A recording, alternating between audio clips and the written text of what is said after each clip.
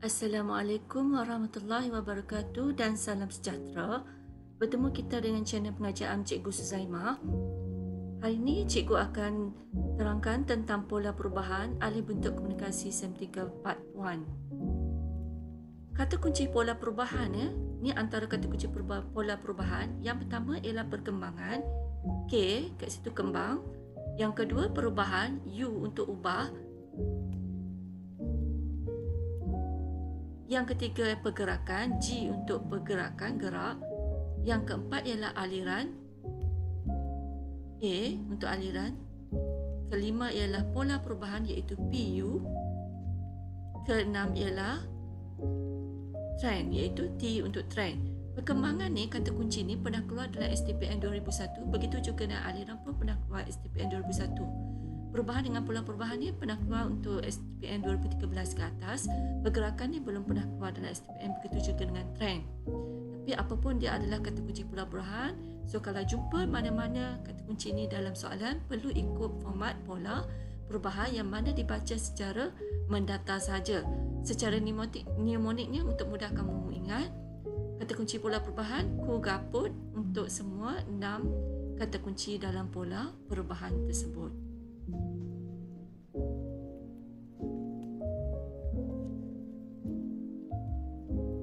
Okay, seterusnya, analisis huraian data untuk pola perubahan.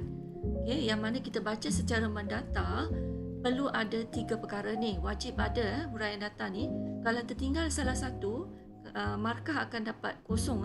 So pastikan 3 ni ada, iaitu yang pertama mesti ada nilai mutlak berserta dengan unit. Perubahan ni ialah peningkatan atau penurunan, sebanyak mana peningkatan atau penurunan tersebut. Formulanya ialah nilai baru tolak nilai lama. Dan yang ketiga, perlu ada peratus perubahan, iaitu nilai baru tolak nilai lama bahagi nilai lama darab 100, mesti tulis dalam 2 titik perpuluhan, iaitu contohnya 4.03% ataupun 100.00%, mesti ada 2 titik perpuluhan. Seterusnya, untuk contoh soalan pertama yang cikgu akan bagi dalam bentuk nombor bulat, cikgu nak ingatkan sekali lagi, analisis huraian data mesti ada 3 perkara, iaitu nilai mutlak berserta dengan unit. Yang kedua, perubahan, iaitu peningkatan penurunan tu sebanyak berapa. Dan yang ketiga ialah peratus perubahan yang perlu diberi dalam 2 titik perpuluhan.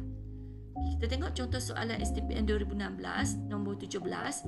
Berdasarkan pola maklumat dalam jadual di bawah, buat analisis terhadap pola perubahan import bahan makanan mengikut jenis bahan makanan dari bulan April hingga bulan Julai 2013 di Malaysia.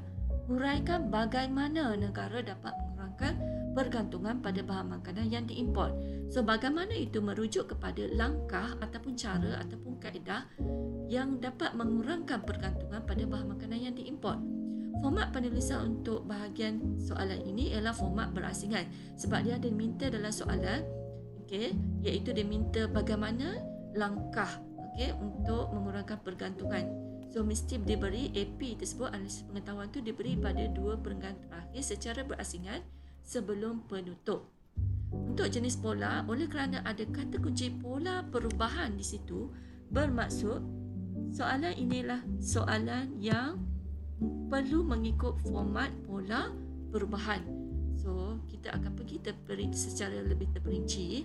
Untuk perengganan pertama pendahuluan, perenggan yang kedua ialah analisis data, AD ni analisis data yang pertama, perenggan yang ketiga analisis data yang kedua untuk format perubahan.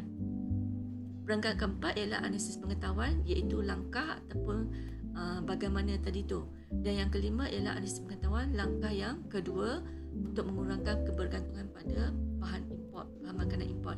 Dan yang keenam ialah penutup. Ini ialah contoh soalan STPN 2016 soalan 17 tadi. Bila diberi jadual, kamu kena buat analisis secara dalam jadual tersebut. Kamu boleh conteng apa saja dalam jadual tersebut. Contoh, kamu boleh tulis dalam bentuk arrow. Seperti untuk yang pertama, jenis bahan makanan daging dan sediaan daging, kamu tengok dari April ke Mei. Nampak ni dia mengalami peningkatan, kemudian dia menurun, kemudian dia meningkat balik. So kita panggil tidak konsisten, iaitu naik, turun dan naik semula. Untuk hasil tenusu dan telur, okey, kamu tengok ni, April ke Mei dia meningkat. Mei ke Jun dia meningkat juga. Okey, begitu juga di Julai dia meningkat secara berterusan. Untuk bijirin dan sediaan bijirin, okey, kita tengok April ke Mei dia meningkat, Mei ke Jun dia menurun, Jun ke Julai dia meningkat. So maksudnya tidak konsisten, iaitu naik, turun dan naik semula. Untuk sayur-sayuran dan buah-buahan, kita tengok ni, April ke Mei dia meningkat, Mei ke Jun dia menurun, Jun ke Julai dia meningkat semula. So tidak konsisten, iaitu naik, turun dan naik semula. Untuk ikan krustasia, moluska dan sediaannya, dari April ke Mei dia turun, Jun pun dia turun dan Julai pun dia menurun. So maksudnya dia menurun secara berterusan. Untuk kolom jumlah juga kamu perlu buat analisis. Cuba tengok April ke Mei dia meningkat, Mei ke Jun dia menurun, Jun ke Julai dia meningkat semula. Maksudnya dia tidak konsisten, iaitu naik, turun dan naik semula.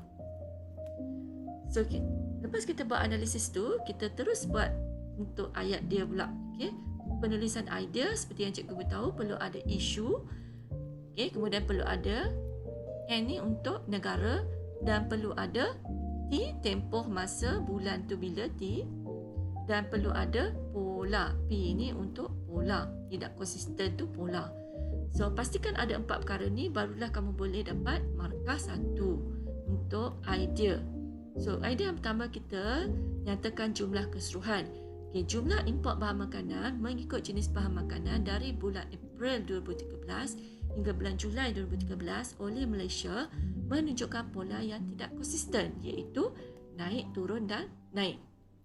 Kemudian untuk huraian data, sebagai contoh, jumlah import bahan makanan oleh Malaysia bagi bulan April 2013 ialah RM1782 juta meningkat kepada RM1967 juta pada bulan Mei 2013. Okay, peningkatan sebanyak RM185 juta atau bersamaan 10.38%. So pastikan dalam huraian data kamu perlu ada nilai mutlak. Okay, nilai mutlak ni RM juta ni, perubahan, peningkatan atau penurunan tersebut, dan juga peratus peningkatan atau peratus perubahan tersebut. Okay.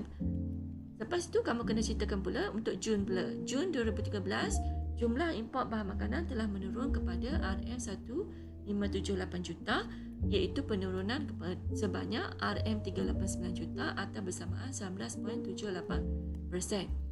Kemudian dia naik semula. Okay, kita nyatakan, namun jumlah import bahan makan ini meningkat semula pada bulan Julai 2013, iaitu meningkat kepada RM1898 juta. Peningkatan sebanyak RM320 juta atau bersamaan 20.28%. Seterusnya, untuk perenggan seterusnya, kita lihat pula yang mengalami peningkatan. Okay, tadi kita dah buat analisis, sekarang kita buat penulisan idea. Import bahan makanan bagi hasil tenusu dan telur burung oleh Malaysia menunjukkan peningkatan secara berterusan, okay, dari bulan April 2013 hingga Julai 2013. Huraian data dia sebagai contoh, import hasil tenusu dan telur burung oleh Malaysia bagi bulan April 2013 ialah RM224 juta meningkat kepada RM336 juta pada Julai 2013. Kemudian peningkatan tu sebanyak RM112 juta atau bersamaan 50.00%. So dalam huraian data perlu ada tadi 3, iaitu nilai mutlak ni, dia punya perubahan peningkatan tersebut dan peratus peningkatan ni, barulah kita layak dapat 2 markah. Okay, seterusnya untuk idea yang tidak konsisten. Okey, idea tidak konsisten ni ada banyak. Kita ada daging dan sediaan daging, bijirin, sediaan bijirin dan sayur-sayuran dan buah-buahan. So, kita ada 3. So pastikan dimasukkan semua data yang tidak konsisten tu perlu dinyatakan semua sekali.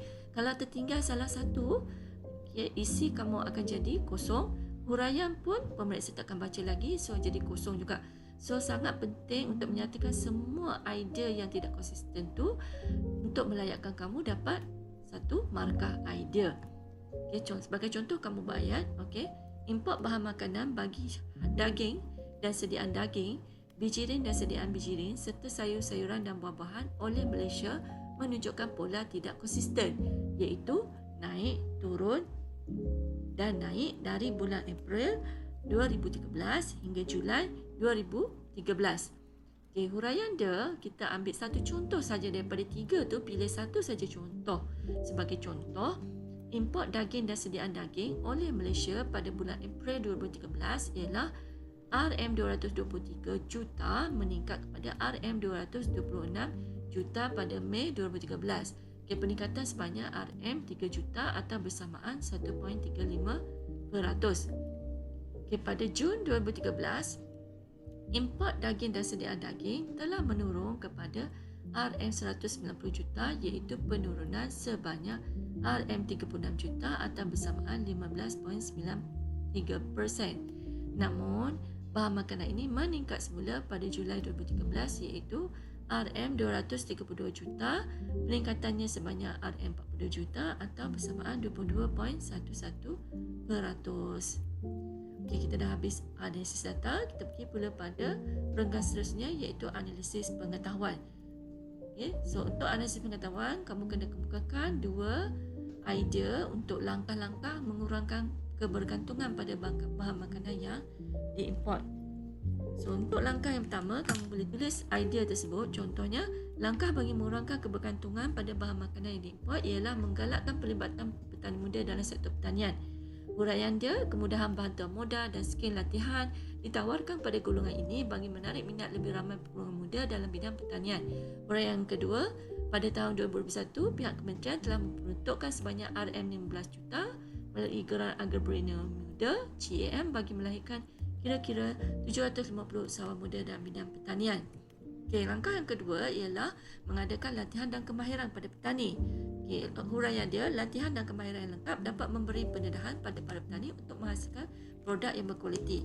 Contohnya, latihan penggunaan peralatan petani moden seperti kaedah vertikasi dapat meningkatkan penghasilan dan kualiti produk asas tani bagi memenuhi keperluan rakyat, bahkan mampu memenuhi permintaan pasaran dunia. So, setakat itu saja perkongsian ilmu cikgu hari ini. Cikgu minta kamu follow, like us and subscribe. Kita jumpa lagi di lain hari. Terima kasih. Assalamualaikum warahmatullahi wabarakatuh.